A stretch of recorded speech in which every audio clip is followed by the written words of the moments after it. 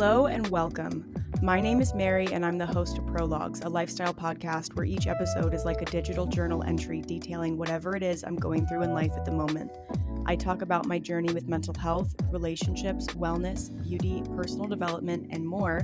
So join me every Monday morning for a reminder that we're all still figuring out life for the first time and you are still in the beginning of your personal story.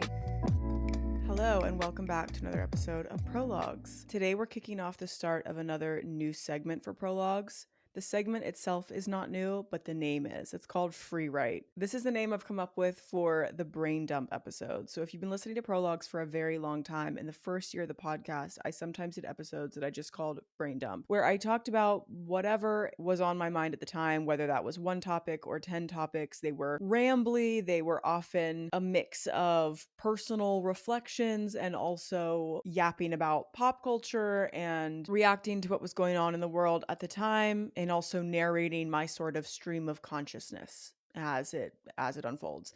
And those are the brain dump episodes, and you guys really loved them, and I liked them too. They're certainly easier to prepare for than other episodes because I just get on the mic and I talk. Very little preparation involved, but I didn't like the name brain dump, so I was thinking, this new season of Prologues, we've rebranded. I'm leaning more into this sort of writing side that the title of the podcast suggests when it comes to naming things. That's why the name of the Q&A segment of the podcast that used to be Hey Mary is now called Dialogues.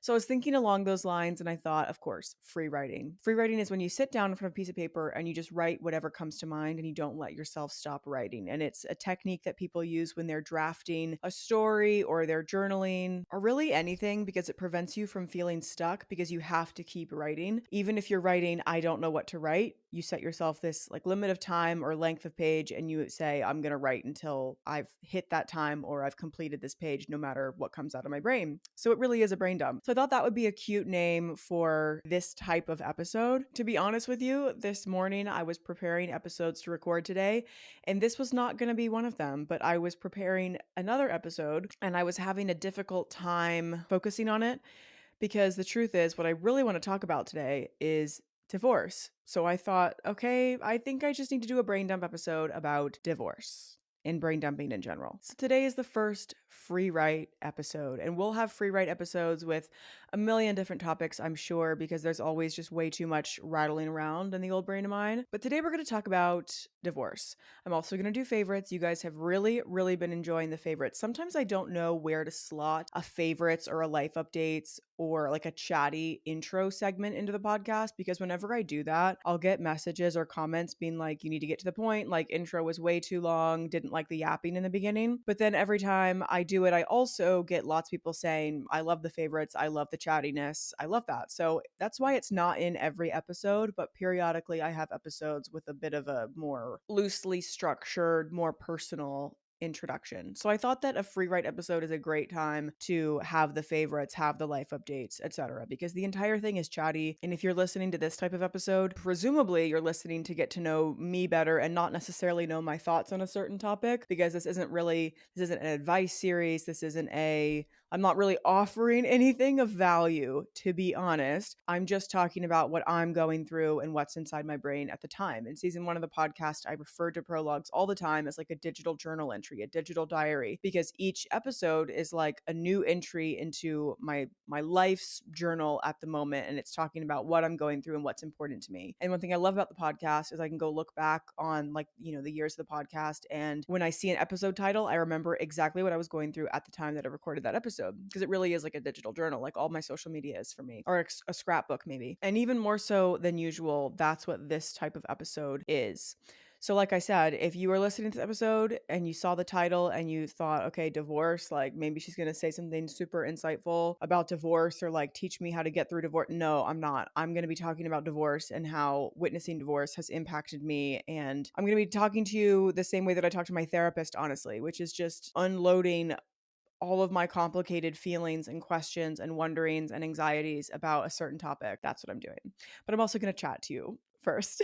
So maybe this is not a good episode to be asking this now that I think about it, but I wanted to ask a little favor, a little request. If you have been enjoying the Prologues rebrand, if you've been enjoying season 2, I think this is like the 8th episode. If you've been enjoying it, could I ask you a favor? Would you be so kind as to leave Prologues a review and a rating wherever you listen to your podcast if you've been loving it? This is one of those things that helps the visibility of the podcast. It helps appeal to programs and to sponsors. It helps me know that I'm doing a good job, or it helps me know like what you'd rather see on the podcast or any feedback. It's just helpful to me. So if you've never rated Prologues before, but you're loving season 2, would you mind? Could I ask you for that favor? Thank you so much. Okay, so what's going on with me lately? I just got back from a ski trip, which was really fun. It was a joint stag and hen do, so a joint bachelor and bachelorette party for 2 of our friends who are getting married this year. It was my first time skiing in several years. I had a really great time. Matt had a great time. He grew up skiing, and so it was fun to sort of discover a new hobby that the 2 of us now are going to be really invested in together. Like, we have both skied so much in our lives, but separately. This was our first time ever skiing together, and both of our first times skiing in several years. So we both felt a love for it reawaken. And it's always nice when you're in a long-term relationship to discover a new hobby that the 2 of you can share and do together. And as you guys know, this is my year of hobbies anyway, so that was really fun. I did struggle because we were in France, and what do you think about when you think of French food? I think bread, cheese, wine. That is pretty much all I consumed for several days. Don't forget, this is also like a hen party, so we were going out, we were staying up late. There was tons of people on this trip, so lots of socializing. The last night we went out for fondue, and I had the worst stomach ache I've probably ever had in my life. I had probably like my body weight in melted cheese and garlic and wine, and I threw up all night long. And I feel traumatized by cheese. I haven't touched cheese since, and I'm really worried that this is going to be a long-term thing for me because cheese is one of those things that makes my life just undeniably and objectively better. And yet I felt betrayed by the cheese. I felt like the fondue really, I was so looking forward to it. I was so excited about it. I put all my faith and my trust into it and all my expectations into it. And then I ate too much and I threw up like 6 times. And I'm really worried that it's going to take me a long time to recover with cheese. So that's stressful. What else is going on with me? I'm going to the States. I am booking, I think this week, booking my first trip home to Virginia since I moved for next month for March. And actually, by the time this episode comes out, it will be March. That's crazy. Okay, so soon in March, I am looking forward to it so much. I haven't seen my parents. I haven't seen anyone in my family. I haven't seen, most of my friends since moving because they are all in Virginia. Most of them are in Virginia.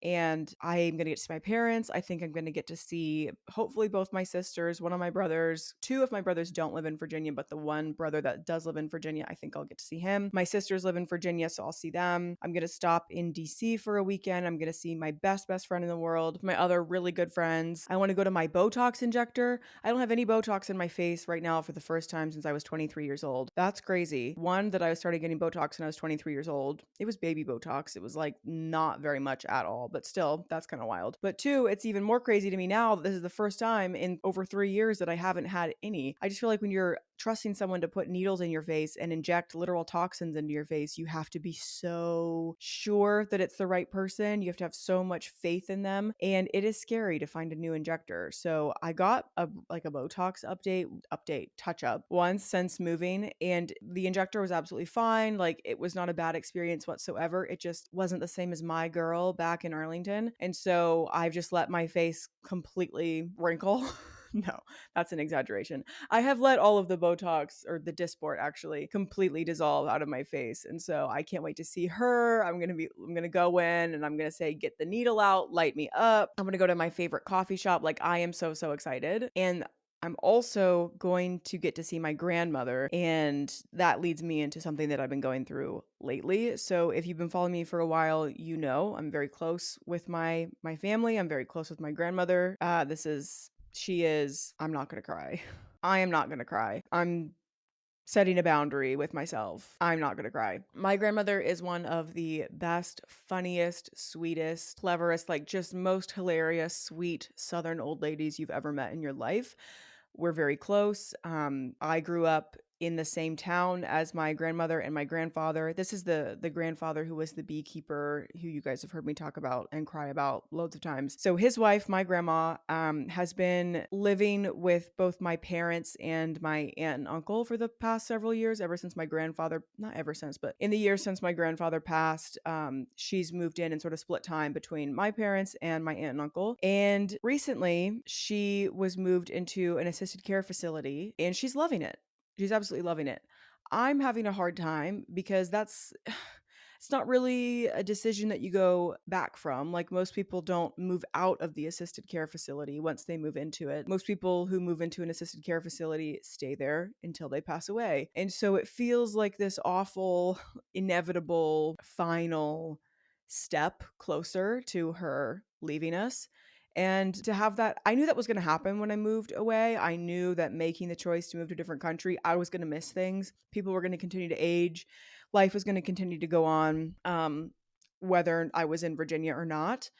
I didn't think that something like that would happen so soon after I moved. It still hasn't even been a year. And I don't even know if I've shared this on the podcast yet. If I have already said this, please ignore. But this happened in January and it was really hard. My parents called a couple times, first to say, oh, this thing has come up. We're not sure that we can give her the care that she needs. This is what we're considering. Here's the place we're considering. My parents called and individually talked to all six of us kids, and lots of discussions were had, and tears were shed, and all these conversations are happening. But this happened back in January, and it really messed me up for a while because I knew this was going to happen when I moved. I fucking knew this was going to happen. Like, it's inevitable. Life goes on. It just still sucks when it happens. And my grandma's fine, by the way. She's actually loving the facility that she's in. She's a very social, extroverted, bubbly person. She loves gossip. She loves drama. She loves making friends. She loves talking to everybody. So in a way, this is a great environment for her because she has, she's found a social circle. She's playing games with people. She's getting her hair done. She is talking to the nurses. Like, my parents and everyone who lives local to the area visits her constantly because the facility she's in is right in the middle of town. So, she's getting visitors. My parents have assured me she's getting visitors like daily. So she's actually fine. I'm not fine because I have already in my life had a lot of family members pass away, and not just like elderly family members, but young family members. I have had friends that I grew up with who have passed away. I just feel like I have seen maybe more death close to me than someone my age typically would. So I'm just familiar with these feelings and what it means and what the next couple of years are going to look like. And I'm struggling with it, you guys. It is never fun when someone that you love, when you're reminded that someone that you love is continuing to age, and I don't want to think about it. I don't want to think about it. A couple of years ago, I was talking to my grandma, and if you didn't know this, I used to be a writer. That's why so many of like the prologue segment names like this one have little writing jokes in them. But I used to be a writer, and I had to write a couple obituaries for the family. And a couple years ago, I was talking to my grandma, and she started out of the blue telling me like different things that she wanted included in her obituary when she passed, because she knew that I would be the one to write it. And I was like, Grandma, stop talking. Like, what are you talking about? We don't need to talk about this. Like, you're fine. You're healthy. I don't need to know this right now. One day I'll need to know this, but you don't need to tell me this right now. But she was very insistent that she wanted to tell me different things that she wanted included in her obituary. So, like a dutiful granddaughter, I got up my phone, opened my notes app, and I wrote it all down because I'm going to honor her wishes. But it's little moments like that, and getting the call that, your parents can't offer the care that she needs, and now she needs to be in a assisted living facility, that remind you that life is inevitable and it never stops marching on. And I hate it. I feel so guilty because I chose to move. I feel guilty for being young, for having so much life left ahead of me. It's so unfathomable sometimes for a young person to think about what it really means to be old, because I'm only 26, so I don't know what it would feel like to sit there and look at your life, to have lived such a long life, to look back at 80, 90 years of life and wrap your head around the fact that inevitably life comes to a close. I don't know what that feels like, and I'm confused, and I'm thinking about death, and I'm thinking about family, and I'm thinking about time, and guilt. And yeah, I've been going through that lately since that happened in January, and it's been really heavy on my mind. I've cried about it a ton. I don't think I've shared this on the podcast. Again, if I've already said this, please ignore me. I can never remember what I've said and to whom. So yeah, free write, brain dump. That's what I'm going through. Let me quickly get through these favorites so we can talk about the other thing that's been heavy on my mind. Divorce. Not mine. If you clicked on this episode because you thought I was getting divorced, I'm not. But I'm just thinking about divorce a ton because a lot of people I know are getting divorced and it's fucking with me. Also, this feels like a good time to say this thought. I struggle, as I think a lot of people who make their livings online do, with knowing what to share and what not to share, with figuring out how much of my personality and my deepest thoughts to share and what not to share, what to keep private. It's like basically a rite of passage to start on social media and to have very few boundaries and to say whatever you're thinking whenever you're thinking it, and to be like unhinged and just sharing super super freely, and then to get burned by that, to realize that doing that encourages people to have a parasocial relationship with you, that people, so many people will just be committed to misunderstanding with you. There are genuinely people who walk this earth who don't know what a joke is, who couldn't identify sarcasm if it hit them in the face. So they think like you'll say something that's a joke, you'll say something sarcastically, they think you're serious, all of a sudden you have a mess on your hands. Like, it's a rite of passage for that to happen to people who talk about their lives online. And inevitably over time, you start to shelter yourself a little bit more. You start to protect yourself a little more. You think more carefully about what you're saying because you become so familiar with all the different ways that different personalities and different brains will misinterpret what you're saying. And so you sort of self-censor and you edit yourself before you even speak to try to minimize the chance of that happening, to minimize someone getting parasocially involved with you. Because I've had stalkers in the past. I have had actual stalkers. And it's hard not to think, ooh, if I wasn't so open with my life, if I didn't share that many details, like, would that person have become obsessed with this version of me that they see online to the point where they want to stalk me? Maybe not.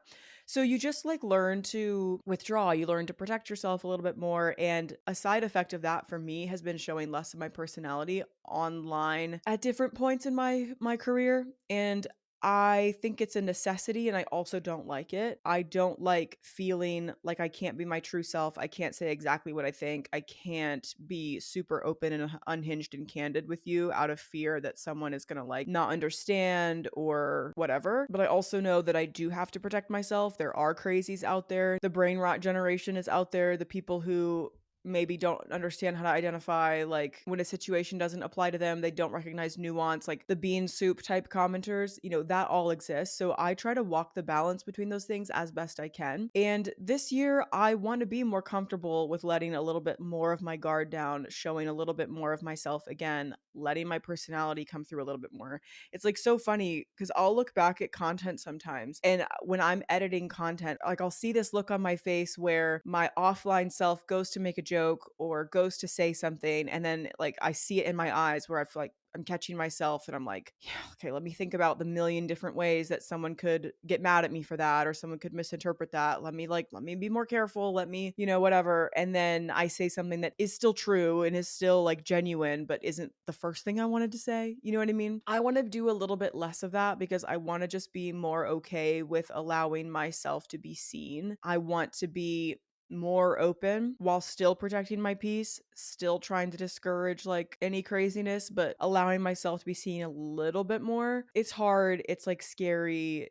This is not unique to me. Every single person who does social media wrestles with these thoughts of like, how much do I share? How much do I not share? What do I keep private? All these things. Only reason I'm saying this now is because it's a free write episode and there's no rules. So I bet you're so glad you clicked on this episode today. Let's just breeze through some favorites right now. The Fleur Father Figure Deodorant. They came out with a deodorant in the Father Figure fragrance. It's amazing. I took it skiing. I wore it every single day. I was skiing, all day on the slopes, sweating, going out at night, après, all these things. It was the only deodorant I wore all week, and I loved it. I could literally like put it on at night, go out, or put it on the day and go skiing, and not only like not smell bad by the end of the day, but still be able to smell the father figure fragrance. So I thought that was great. I don't even know if it's a natural deodorant. I'm assuming it is. Actually, don't know if it's a natural deodorant or not. I haven't done the test to see if it's going to yellow the underarms of a white shirt yet. I need to do that. But so far, let me just say it smells exactly like the fragrance and it lasts so long on the skin. So I love that. Another fave from the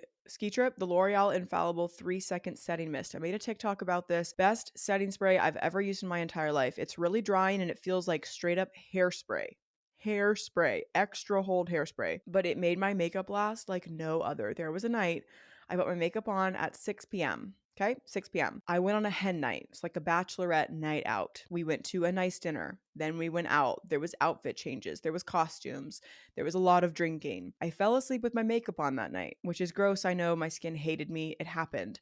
I woke up the next day at around 10 a.m. I made the TikTok that you might have seen on my page where I was saying, I've had this makeup on for 16 hours. I went out last night. I fell asleep. Look how good my makeup still looks. That was at the 16-hour mark. What you don't know from that TikTok is that after that, I took a body shower and I went out skiing with the same makeup on. I've never done something that gross in my entire life, but I was really pressed for time, really rushed getting ready. And I was like, if I can, like, I can shower neck down and just go skiing like this, because I knew we were going to be going out again that night. So I was already like, I already knew that I'm going to shower when I get back from skiing and I'm going to have to wash my face and redo my makeup anyway for the night out. I'm just going to leave it on. And it's so gross. It's literally so gross. But I did that. The long story short is that I ended up wearing the same face of makeup for about 24 hours. In that period, I went out on a hen night, slept in it, went skiing and got sweaty, went to après on a ski slope, so got drunk again, and then came back to the hostel that we were staying in, and then eventually took it off. So in that 24 hours, I was drinking at like 3 separate occasions, sleeping face down, and then dancing at one point, and then also skiing. So doing like genuine physical exercise and sweating my ass off with goggles and a helmet on. My makeup was intact. By the end of the 24 period, it was looking a little bit rough. Like my skin was so dry at that point that like my skin was getting flaky. This is so gross. I'm not recommending you do this. I'm just saying it's the best setting spray I've ever used in my entire life. Let's pretend I did that for science. And if you're looking for an affordable drugstore, will keep your makeup on no matter what setting spray, L'Oreal Infallible 3-second setting mist. It says it has a 36-hour hold on the bottle. I only wore it for 24 hours. I do not think I'll be doing a 36-hour test, but you know. Okay, a Substack article by Rainfisher Kwan called Choosing to Walk. It was published on January 27th. In her words, it is about AI writing tools, labor, and my only writing advice. Her only writing advice. It's about AI, and I don't even know how else to describe it. It's about how we're using AI to take some of the more laborious portions out of writing, but sometimes the labor is the point. It's about how sometimes the struggling to find the exact right word to express yourself, or having to write as a means of work and not as a means of creative expression. So it's not creative writing, it's not fun or fulfilling writing, it's like writing that you're sitting down and forcing yourself to do. That's the point. Like, that's how we become better writers. That's how we maintain our integrity, etc., etc. I really like Rainfisher Kwan. You might know her by her internet moniker, Internet Princess. And I like her Substack a lot. I think she has free and paid. I don't think I have the paid one. So if I read it, it's probably free. But I just appreciated her perspective as someone who's been a writer for several years. I've been reading her stuff for several years. I love hearing her thoughts on different things, and I am really freaked out by AI, as you guys know, and AI writing tools. I get so freaked out by how common ChatGPT is these days, because I'll see people online say, I didn't want to write a 3-sentence email, so I used ChatGPT. And I'm like, this cannot possibly be bettering society. This cannot possibly be bettering society, because maybe you saved, 7 minutes by having ChatGPT write that three-sentence email, but we are losing cognitive function, surely. Like, there's no way that we're engaging with that type of AI writing tool at zero cost to ourselves, at zero cost to society. It freaks me out all the time. So I liked that Substack. Okay, The Black Dog by Taylor Swift. It took me going to London by myself and wandering the streets of London, listening to The Black Dog probably 60 times on repeat to feel like I really understood that song. I now think it's the best song on the Tortured Poets Department album. I now think it's insane that Fortnite or Down Bad or whatever were like touted as the singles from that album when The Black Dog exists. I think it's one of the best songs she's ever written. I sobbed like a baby. I listened to it on repeat on the plane, on repeat walking around London, on repeat on the plane back. It kind of defined that 24-hour trip to London for me. And I'm obsessed. I think it's one of the best songs she has ever written, ever. The line where it's like, I need to call a priest to exorcise my demons, even if I die screaming. Holy shit. Who gave her the right to do that? To write that? Who gave her the right to make me feel that way? The way that the lyrics in the beginning go from intertwined in the magic fabric of our dreaming to at the end, it's the tragic fabric of our dreaming. What the fuck? The line, 6 months of breathing clean air, I still miss the smoke. It's shocking. It's like disgusting how many different things that makes me feel. Okay. The book A Little Life by, I'm sorry if I mispronounced this, Hanya Yanagihara. Very controversial book. I didn't realize until I already read it, but it is a controversial book. Some people love it, some people absolutely hate it. It is very long, very dense. It is full of some very traumatizing material. Definitely check the trigger warnings. I'm still formulating my full review on it, but I just finished reading it 2 days ago and I'm putting it on my favorites because, for better or for worse, because that book is very difficult to read, I enjoyed the process of reading it so much. I read it in 4 sittings. I think it's like close to 800 pages. I read it in 4 sittings, mostly on airplanes. And like I said, I'm still formulating my review on the book itself, but I can tell you that I really enjoyed the act of reading the book, which is why it's on this list. Which leads me into my final favorite, which is Storygraph, because when I can formulate a review on the book, I'm still like reflecting on it. When I finished reading it, I wrote down like 300 words in my notes app of just thoughts about the book, and I'm still letting those thoughts ruminate for a while before I sit down and actually try to write a succinct review. When I do write my review, it'll be on Storygraph because that's the app I've been using all year, all 2025, to track my reading. And that's been a favorite for me because I haven't used any type of book tracking or reading tracking app in a very long time. I'll get people message me all the time and be like, I miss you on Goodreads. I'm not on Goodreads. There was never a Goodreads moment for me. So I don't know if someone was like impersonating me on Goodreads or what. That was not me. I know I have had a Goodreads account in the past, but I've never been a Goodreads influencer or like anything like that. So if you used to follow me on Goodreads or something and there was a period where I was active and now you're messaging me and you're like, I miss you on Goodreads, that wasn't me because I don't know what we're talking about. So Storygraph is kind of my first one in a while. I did use Literal for a long time. I had like a little book club on Literal like 3 years ago, and I liked Literal a lot. Then I took a break for a while using Storygraph. Love it. I love how good the tracking analytics are. I like looking at my own little reading stats. I think that's so fun. I have been enjoying reading everyone else's reviews. I like the quality of the reviews I'm seeing on Storygraph. I like the quality of the recommendations I'm getting. I like it all, honestly. I like that it's keeping me on track with my reading goal for the year, which is 50 books. I think I've read 9 at this point. I'm not sure. Really liking it. So yeah, those are all my favorites. I just wanted to slot them in because it feels like a free write episode is a good time to do that. So divorce. Yeah. I know a lot of people getting divorced. That's what this boils down to. How do I start? Let me start by saying this, because now that I'm going to be more open on the internet. I don't like telling you guys things sometimes because I don't want to even think about the types of conclusions that are false that some people could jump to if I share certain things. I have been struggling with divorce, the thought of divorce, I just thinking about divorce for over a year and a half. I have not talked about it online at all because I have been afraid that if I get on here and I talk about how I feel I'm being affected by divorces around me, it is going to make the 5% of crazy bean soup, like brain rot people on the internet, think that I am like dropping hints about my own marriage or I'm getting divorced or whatever. And I have been worried that that would lead to, I don't know, just like unwanted rumors or just false like ideas about me and my own marriage. So I have not talked to you guys about all these complicated feelings I'm having about divorce in over a year and a half, even though I have been heavily going through it because of that. But I'm trying to be more open on the internet this year, and so I'm going to talk about it. I am going to disclaim, though, just straight off the bat,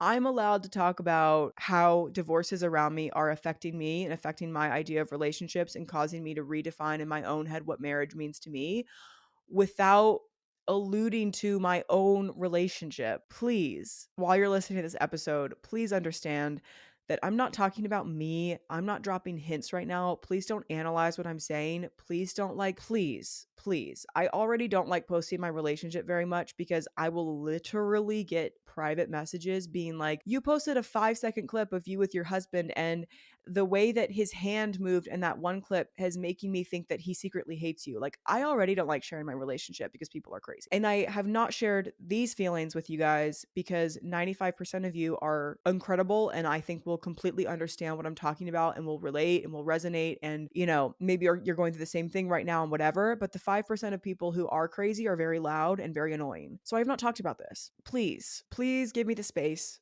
on this podcast to finally, after over a year and a half, share with you guys all these feelings I'm having without trying to analyze me and my own relationship. Hard boundary, okay? Hard boundary. Thank you. That being said, there's a lot of people I know who have been getting divorced. In the last just like over a year and a half, I've witnessed more divorces than I ever have in my entire life. And some of them have been very, very close to me. Not my parents, but very close. Very, very, very, very close. Divorces between people who I have known like my entire life. And not only just divorces, also just some like couples breaking up, but couples who were together for so long and who are so much older than me and who I've known as a couple for such a long time that even though they weren't legally married, in my head, like, they were long-term life partners, committed, like all the things.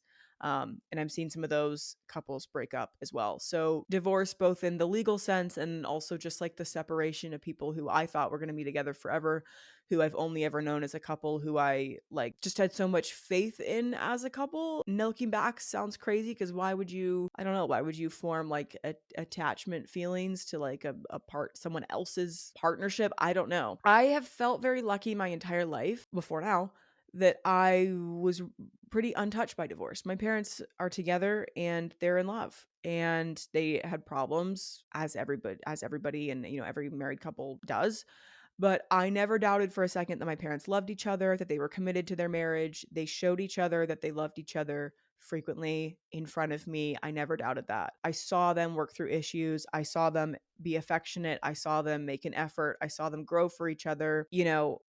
Something that I've said to my therapist so many times in the last like 2 years is my dad, for my entire life, the first thing he would do every single day when he got home from work was go find my mom and give her a kiss and a hug and say hello. And he would call her at lunch and he would call her as soon as he left work every single day. And the first thing he did when he would get home is go find her to give her a kiss. And she would like get up early and, pack his lunchbox for him and these things. And that was their dynamic. And I just saw them navigate life as a team my entire life. And so up until like a year and a half, 2 years ago ish, I would have told you like, I don't have any commitment issues. I know that I'm so lucky to have parents that are still together because I have so many close friends whose parents had horrible divorces when they were young. And those friends are traumatized. They're scarred. They have commitment issues. They have fears. They have abandonment issues. They have all these things. In some instances, even worse, I have some close friends whose parents never got divorced when they were kids, but they should have, but they stayed together and instead traumatized their kids because they stayed together and really, really should have gotten divorced, and that would have made everybody happier. So I have always known that I was so lucky to have parents that were together, and I've never felt that worried about marriage. Honestly, I've had issues because I grew up in that like Pentecostal cult. I've had issues because I grew up in that environment, but I knew that organized religion was the source of those issues, okay? I knew that like the gender roles that I had grown up with that I had to fight to sort of break free from, that was the source of the issues. I knew that I didn't want to get married when I was 18. Like, I didn't want to get married because I thought that was, you're taught that if you have sex before marriage, that you're literally an evil, horrible person. You're going to burn in hell forever. And I didn't, so many people I knew growing up got married really young because they wanted to have sex, because they had natural, totally normal sexual desires and impulses as adults, and the only way they could express those without guilt and without shame, without feeling like a sinner, was through marriage. So they would get married super young. Like, so I knew that in that sense, I had ideas around marriage that I had to unpack. And I've been deconstructing for years, but I didn't have any fears about marriage. And can marriage last forever? Can two people make it work forever? Is monogamy the natural order of things? Like, I never had to really worry about those things because my life wasn't touched by divorce. And now it is. For the last 1.5, 2-ish years, I have seen couples that are very, very close to me, navigate divorce. And it is messing me up. It has been messing me up for 2 years. I have not talked about, like I said, I haven't talked about it before now because I have been afraid that if I sit here and I talk about like, hey, I'm watching all these divorces happen and it's making me freak out as a person, that I'm going to get nasty DMs or comments or whatever, making judgments about me and my marriage, making assumptions about my relationship. And I just haven't felt like I wanted to deal with that. So I've just kept this private. And I'm talking to my therapist so much, talking to my friends so much, talking to my husband so much. And, thank God my husband is very understanding about the fact that seeing so many divorces, so many close to me is like scary. He's been great. He's been listening to me for 2 years now, like navigate this. It's also been, the reason I say 2 years is because it's not that these divorces all started at the same time and they've all taken 2 years. It's that there's been so many of them. It's been like every couple of months, there's like another couple I know and I'm really close to that's either separating or breaking up or divorcing. And I'm like, it just adds another layer to the pile. And that's what I'm brain dumping about right now. What the hell? Divorce is so scary. Divorce is so scary. I'm afraid of it. I feel like divorce is like the boogeyman right now. And I'm afraid of like turning a corner in my life and seeing it there in front of me. It's like I'm afraid that divorce is this weird inevitability almost. Like now I'm having, for the first time in my life, I'm having all these fears about like, can two people make it work forever? Is a lifelong marriage possible? Which is great. Like my parents are still married. They're still happy. But it's because when people get divorced and you never thought they would get divorced, then you're like, well, fuck, if they couldn't, like, if they're getting divorced, then divorce could happen to anyone. I think that's what's freaking me out is divorce always seemed like such a far away thing that other people dealt with and I knew was real and devastating and I knew that, but I wasn't seeing it happen really close to me. And now it is happening really close to me and it's scary because you're like, oh my God, it could happen to anyone. It could happen to me. And I talk about this to my therapist and she's like, Mary, you're treating divorce as if it's like this living entity, like it's this like a murderer with an axe that's coming after you. Like divorce is something you can't escape. And I'm like, yeah, you're right, I am thinking about it like that. I'm like assigning like a face to divorce. I'm seeing it as like this scary like threat in the distance getting closer to me. And I think again it's just because like this is the first time I'm seeing it up close. And I know that I'm so lucky that I'm 26 and in the last 2 years this has been the first time in my life where like I've been witnessing divorce and how it just messes people up and traumatizes people so closely. Let me just run through a list of my thoughts, I guess. Also, remember, this is an episode with very little structure, so I'm just saying exactly what's coming to mind. I'm worried that I have issues from growing up the way that I did in that religion that are so deep that I haven't even discovered them yet, but they are sitting underneath the surface and they're going to come out at some point too. And then I'm going to become like a vastly different person, or I'm going to realize that I've made so many choices in my life because of my upbringing in religion that even though I'm actively trying to deconstruct it, like that part of me, that traumatized part of me is still in there and I'm like still making mistakes because of that part of me, and then I'm gonna have to reckon with them one day, and then divorce is gonna happen to me too and I can't fight against it because I'm too messed up. I'm like worried that I'm too messed up. Really. I'm worried that I'm too traumatized. I haven't done enough healing. I don't even like, I'm not self-aware enough to even know the areas that are still unhealed that I need to work on. So those issues are like laying dormant and eventually they're going to rear their ugly head and then they're going to attack me and then all of a sudden I'm going to get divorced. Again, I'm like, I know I can hear myself. I'm talking about divorce as if it's like this thing that just happens to you. Like it's an illness that you can catch or it's like something contagious in the air rather than what it really is. And I know that. I'm like talking about divorce as if it's something else than what it is. But that's what I've been struggling with. I've literally said these exact words to my husband and to my therapist multiple times.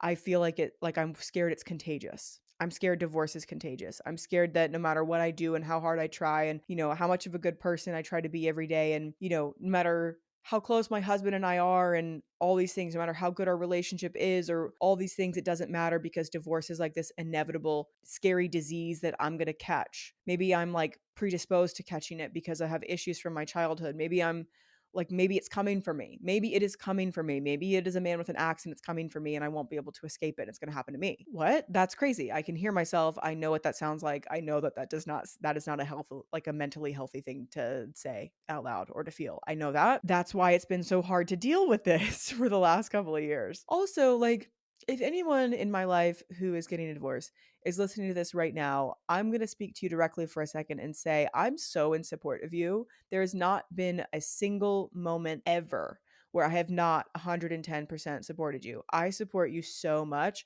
My issues have nothing to do with you. I support you.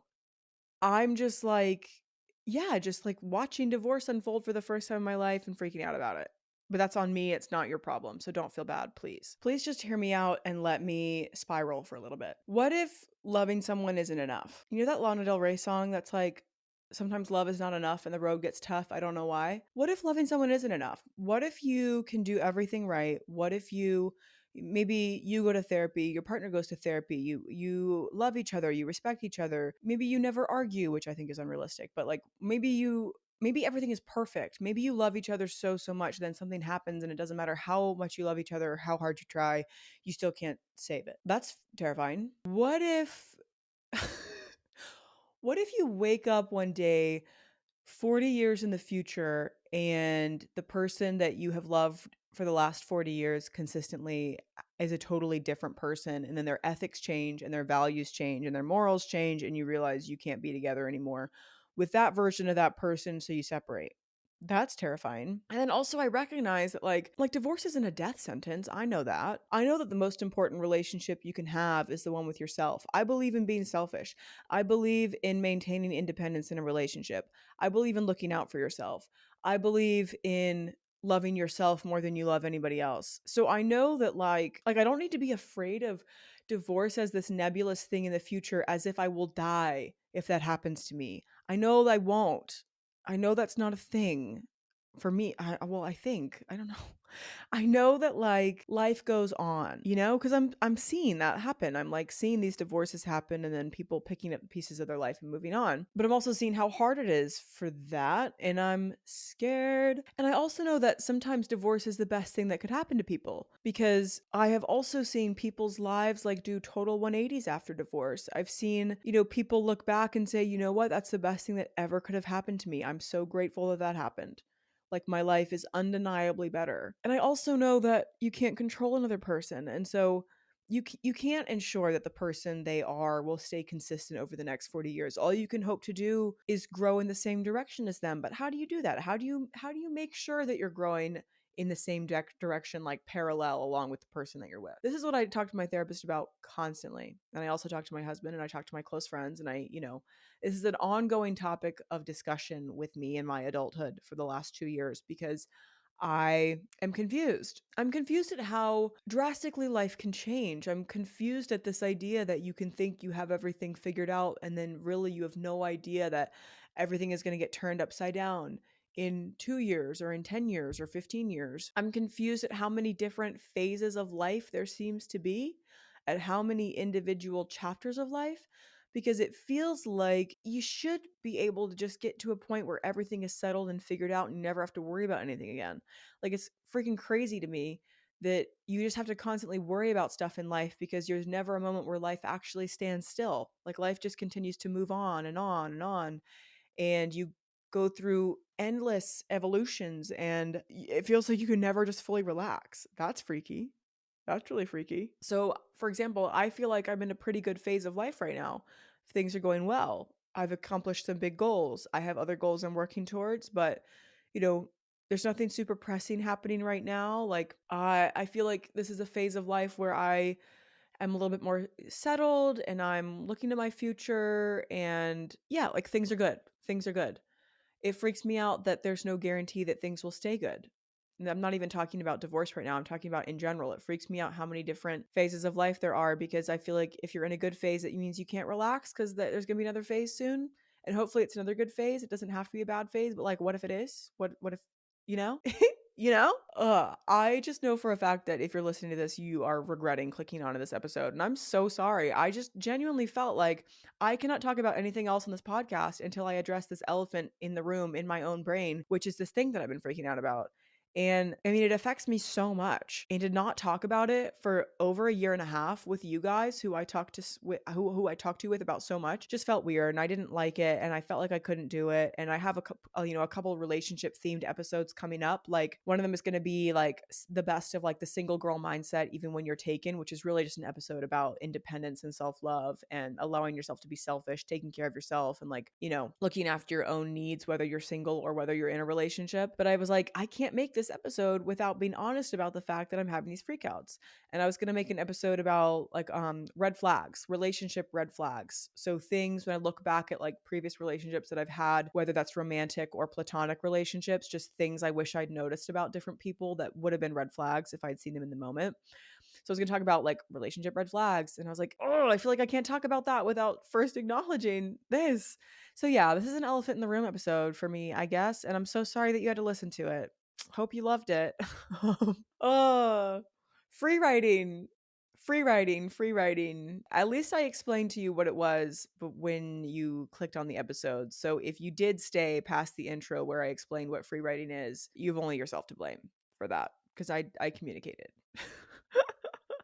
Okay, anyway, this was chaotic. This was a mess. Thanks for listening. Again, this is a horrible episode to ask you, like, if you're liking season 2, please rate and review the podcast. That was poor planning ahead on my part. But I do hope that you enjoyed this episode. If for no other reason, then I hope that there are some of you out there who might be going through the same freakouts that I'm having, who in the past or are currently witnessing divorces unfold around you and you're freaking out about it. And I just want you to know that I'm in this with you. We're all in this together. So yeah, thanks for listening. I hope you have a better rest of your Monday now. Love you. Bye.